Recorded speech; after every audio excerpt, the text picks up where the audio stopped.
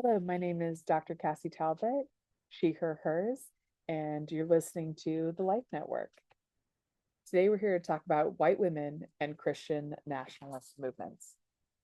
Throughout America, white women have played a pivotal role in advancing and sustaining Christian nationalism, often positioned as protectors of family, faith, and tradition. They have used their influence to shape policies, educational curriculum, and social movements that reinforce racial and religious hierarchies.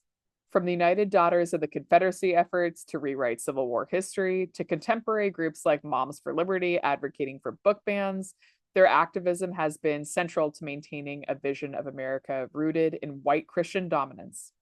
Understanding their roles helps uncover how Christian nationalism continues to shape society today. Warning, this content you're about to view might make you feel uncomfortable at your privilege, upset at the troublesome society we live in, and obligated to confront your complicity. Our objectives today is we're going to gain some foundational knowledge about white nationalist ideology, become familiar with white nationalist rhetoric, and become familiar with a toolkit that can assist with coming up with a tangible step today during your listening experience. White nationalism is a term that originated among white supremacists in the in post 1960s civil rights era. While initially used as a euphemism for white supremacy, by the late 1990s, white nationalism emerged as its own ideology. So it has an emphasis on anti-Semitism and the creation of all white ethno-states through violence and policy that increase the vulnerability, criminalization, and removal of the global majority and other targeted communities. White nationalism is built on anti-Semitic conspiracy. It seeks to build political power, trades in misogyny, homophobia, transphobia, anti-immigrant, anti-Black, and anti-Muslim policy goals. But white supremacy is the system. It's the very air we breathe. It's the very water that we swim in. It is a system of oppression based on privileging whiteness. It operates both individually and on a structural level. And it's a racial animus or hatred is not necessarily a factor of perpetuating the system. So we're going to zoom in on this triangle. So something that's very overt white supremacy that people who look just like me feel like they're a bad white person if they support lynching, hate crimes, the KKK, neo-Nazism. And they feel like if they're not those things, then they're in the safe zone. But what we're not interrogating as white people is covert white supremacy about hiring discrimination, understanding the school to prison pipeline, housing discrimination and redlining, self-appointed white allyship, when you should be a co-conspirator, and that's a whole nother conversation. Don't blame me, I never owned slaves, without actually having done your own history of your migration from Europe to here. Color blindness, colorism, denial of racism, saying I have a Black friend, or engaging in white saviorism tactics. And that's where it's a very complicit place to be, is saying, well, I'm a good white person because I'm not overtly invested in the white supremacy, socially unacceptable places I'm in, socially acceptable white supremacy. And that is not where there's too much information out there to not be interrogating the covert white supremacy internally.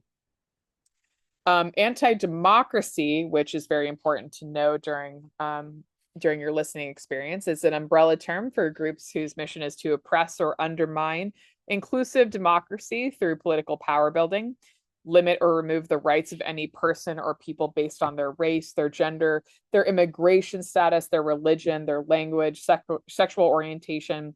It undermines and disrupts and attempting to discredit democratic institutions, such as civil organizations, civil councils, school boards, and undermines democratic values like liberty, justice, and equality, and threatens with political violence.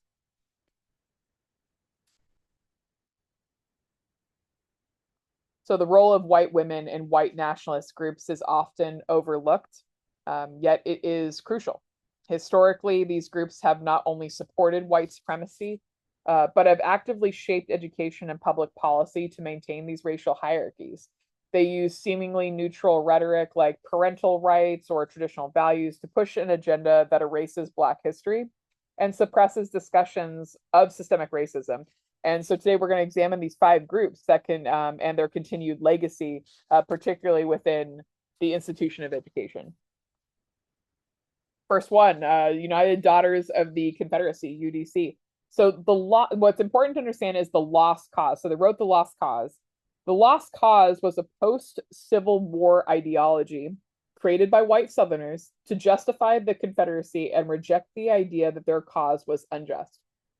Coined by journalist Edward A. Pollard in 1866 and later promoted by former Confederate leaders, it portrayed slavery as a benevolent institution and reframed the war as a fight for states' rights rather than to preserve slavery.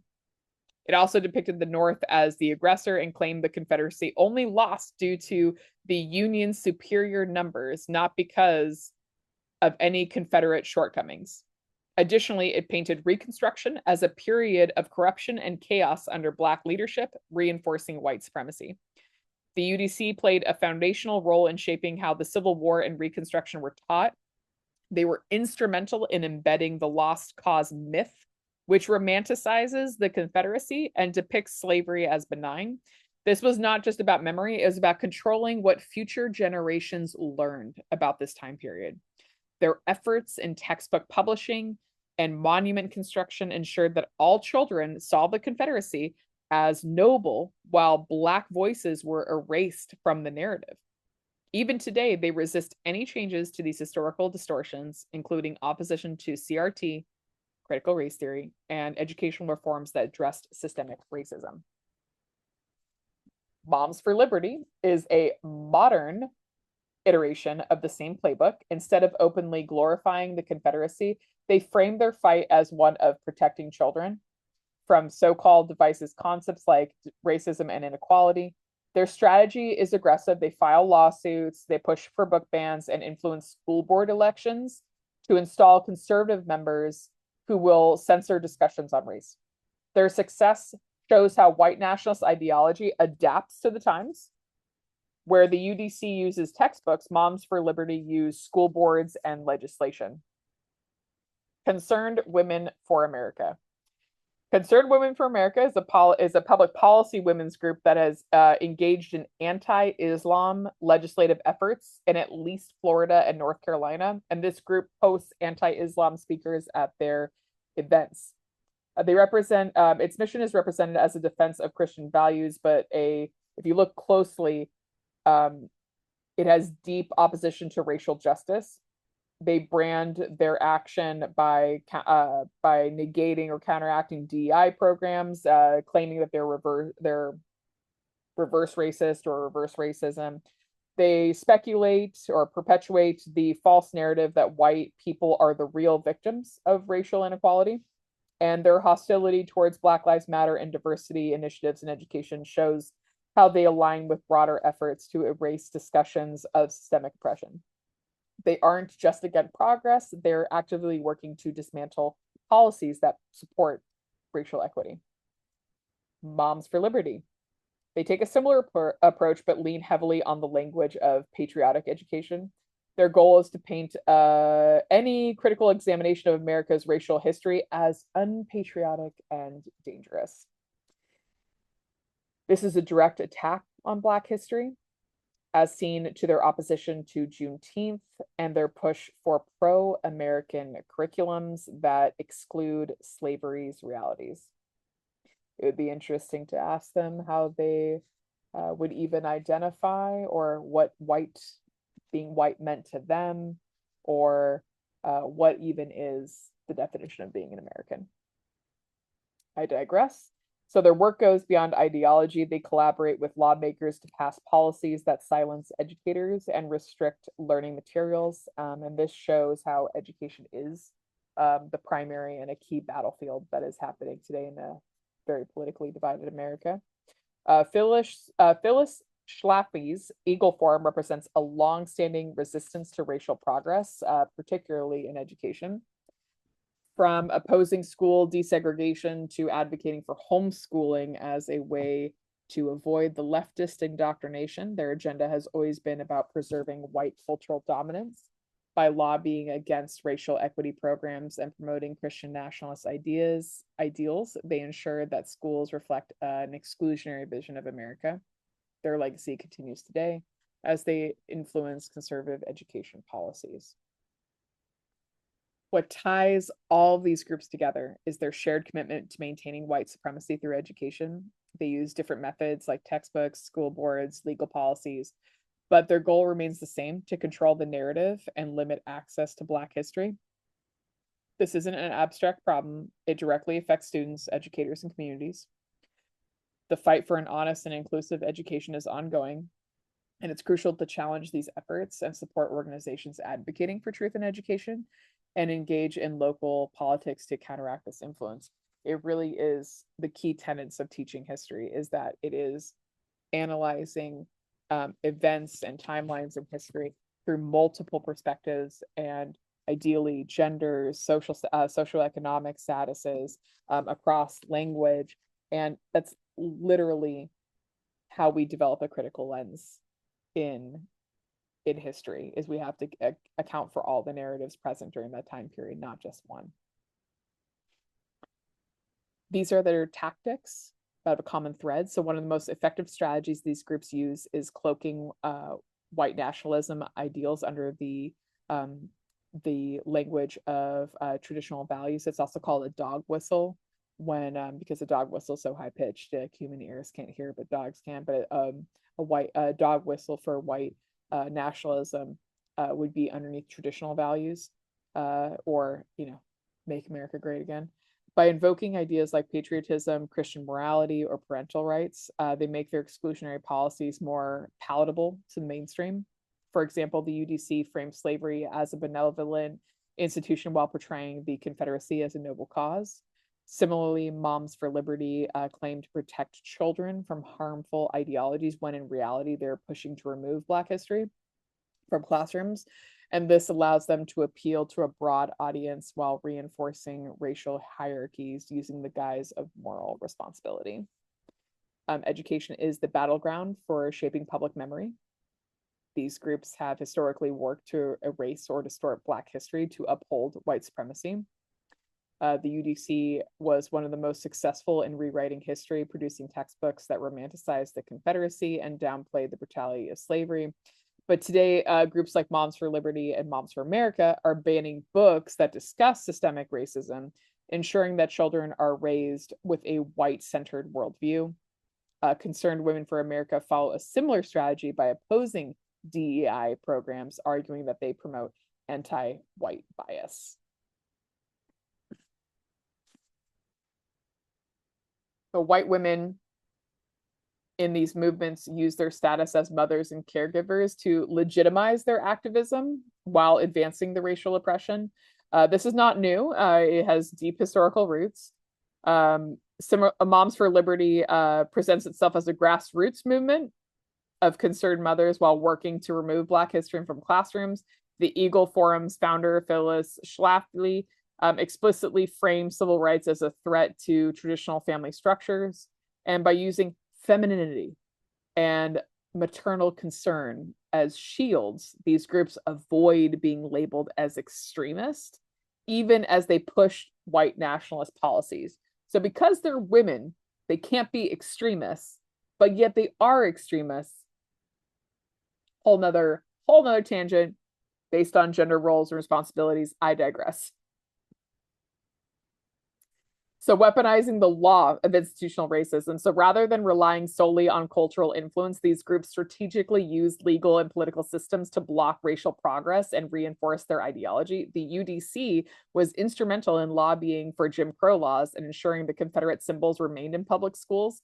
Moms for Liberty works with lawmakers to draft anti-woke education policies that ban discussions of race and racism in classrooms. Eagle Forum has a long history of influencing anti-civil rights legislation, particularly in educational policy. And this legal approach ensures that racial exclusion is not just an idea, but a codified reality in school policies, curriculum standards, and state laws.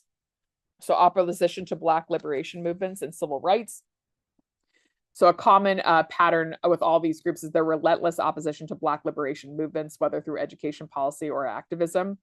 Um, the UDC portrays Reconstruction as a period of corrupt Black rule. Today, Moms for Liberty and Moms for America use similar rhetoric to attack Black Lives Matter, calling it Marxist to discredit racial justice efforts.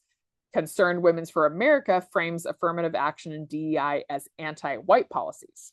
And when they brand it like this, branding Black activism as radical or dangerous, these groups ensure that policies meant to address racial inequity are systematically dismantled. Attacking public schools. So when public education doesn't align with their ideological goals, these groups actively work to undermine it and promote segregated alternatives. The Eagle Forum championed homeschooling as a way to avoid what they call liberal indoctrination. So Moms for Liberty supports school voucher programs that redirect public funds to conservative Christian schools where curriculums reinforce their nationalist agenda. So by weakening public education and replacing it with a white-controlled alternative, they ensure that generations of white children grow up insulated from racial realities.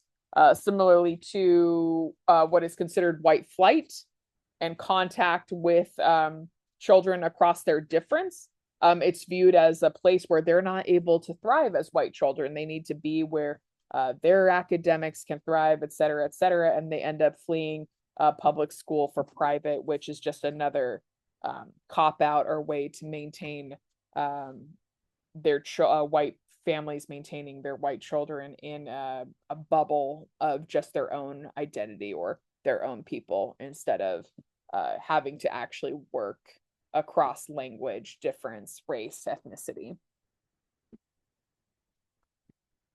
A major unifying thread among these groups is the use of Christian nationalism to justify their white supremacist agenda. So Concerned Women for America and the Eagle Forum both argue that racial justice movements are threats to Christian values. Moms for America claims that DEI initiatives are attacks on Christianity, and the UDC and used Christian rhetoric to frame the Confederacy as morally righteous. By fusing religion with their political ideology, they recruit followers who may not explicitly identify as white nationalists, but see their cause as a defense to Christian values, and that's where you get them. This makes their movement even more difficult to challenge. Despite operating in different historical periods, these groups share a singular mission to maintain white supremacy through education and cultural control. They do this by controlling the historical narrative, weaponizing femininity, using the legal system, attacking racial justice movements, and promoting Christian nationalism to frame racial exclusion as a divine mandate. These are not fringe movements. They are deeply embedded in American society and continue to shape the education system today. The fight for an honest and inclusive education is ongoing, and countering these efforts requires activism and collective action. Common sites of exposure. So how did this happen, or the uptick? This current generation is there's many on-ramps for them to be convinced or indoctrinated into this, and I'm using the same word they would use for leftist indoctrination. But let's say you get convinced if your social media, your gaming platforms, your Discord, your YouTube, your TikTok, you get fed into an algorithm. So your first educators are your parents, and every household holds certain beliefs, and you end up liking or following or watching something that reaffirms either conspiracy theories or not hard history, a very like whitewashed history. And so you start clicking and liking, and you get lost in an echo chamber of where that algorithm of social media just keeps feeding you the same thing over and over and over again. And that really creates a very fertile recruiting ground for white nationalist movements. And there was an immense uptick in the COVID-19 pandemic because everyone was isolated and alone and at home. And adults don't always know that kids are being exposed to white nationalist rhetoric or ideas until they start hearing it in comments or seeing it in clothing choices or school assignments or doodles and avatars, etc. Common tactics are, on-ramping, scapegoating.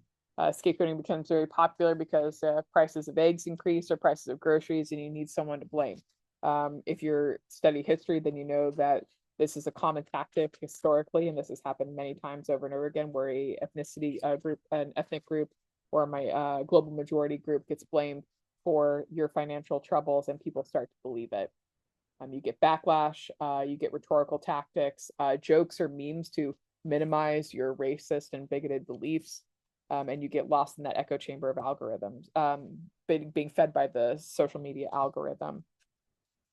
Confronting conspiracy theories. So almost all of these conspiracy theories can get by for a while without referencing overt anti-Semitism or anti-Black, anti-migrant, but they're betting on your disengagement from relationships from broader society. They stimulate several emotions that teenage or young brains crave, like novelty, power, social engagement, and it creates an us against them narrative that folks gravitate towards. Commonly, when you'll talk to when you talk to people, talk to family members, talk to colleagues, these are common defenses that you'll hear. It's about pride, not prejudice. This is a free speech issue. Racism is over. And if you're anybody that looks like me, you might say that, and obviously don't have the lived experience to validate that. About reverse racism, we need to listen to all sides of the issue, and it was just a joke. Any interest in tracking this map, I highly recommend. The Southern Poverty Law Center has a hate in schools, has a hate tracking map on their website, and it can track your state and tell you about how many hate groups you have related to anti-Semitism, Islamophobia, misogyny, anti-queer, anti-immigrant, anti-Asian, and anti-Black movements. There is a toolkit out there that can help schools, institutions create policies and practices within your institution to confront white nationalist ideology.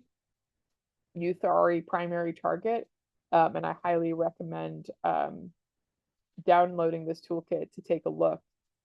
This is through the Western State Center. It's called the Confronting White Nationalism in Schools. The desire to create the toolkit was created because alt-right white nationalist groups design their sites to target children for radicalization. And this is an easy download for any of you that are listening or watching. As well as if you're a parent or a caregiver, this is a QR code that you can scan. That is another toolkit that's confronting conspiracy theories and organized bigotry at home. It's another amazing resource. And there are some resources about here present on the screen about conspiracy theories. What if instead of calling people out, we called them in, and interrupting bias and calling out versus calling in. And those are important because although we have a rhetoric of people can believe what they want inside of America, that we're extremely politically divided, and it is pulling families apart. And it is important that we do find a way to communicate with each other and call each other in. I feel like that would just continue the cycle. Anyways, thank you so much. My name again is Dr. Kassi Talbot. You're listening to the Life Network, and it was a pleasure speaking with you all today. Thank you so much.